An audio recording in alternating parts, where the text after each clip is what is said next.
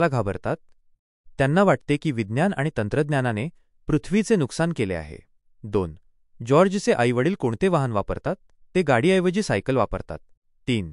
जॉर्जच्या घरात काय निषिद्ध बँड आहे? टीव्ही आणि कॉम्प्युटर निषिद्ध आहेत. 4. जॉर्ज घरी कोणत्या प्रकारचे अन्न खातो? शाकाहारी आणि घरी बनवलेले अन्न. 5.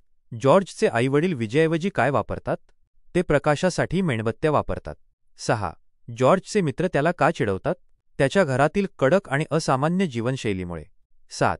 जॉर्ज टीव्ही आणि कॉम्प्युटरबद्दल काय विचार करतो? त्याला वाटते की ते पृथ्वीला वाचवण्यासाठी मदत करू शकतात.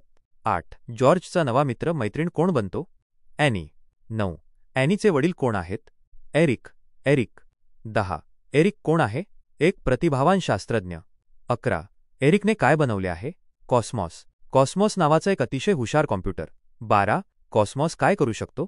तो विश्वाच्या खिडक्या उघडू शकतो आणि तुम्हाला इतर ग्रह आणि ताऱ्यांपर्यंत घेऊन जाऊ शकतो. 13. कॉस्मॉस कशावर अवलंबून असतो? शास्त्रज्ञांनी दिलेल्या माहितीवर. 14. एरिकला विज्ञानाचा उपयोग कोणत्या उद्देशासाठी करायचा आहे?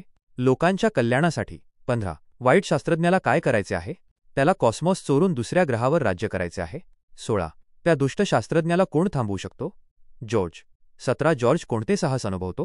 ग्रह, तारे आणि त्याहून अधिक ठिकाणी अंतराळ, स्पेस साहस. 18. या कादंबरीचे लेखक कोण आहेत? Lucy Hawking. 19. या पुस्तकात वैज्ञानिक माहिती कोणी पुरवली आहे? Stephen Hawking. 20. स्टीफन हॉकिंग यांना कोणता शारीरिक आजार आहे? गंभीर शारीरिक अपंगत्व. 21. स्टीफन हॉकिंग कसे बोलतात?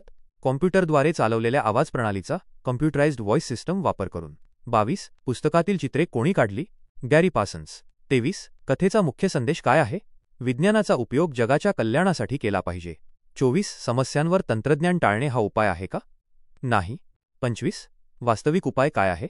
अधिक संशोधन आणि तंत्रज्ञानाचा जबाबदार वापर.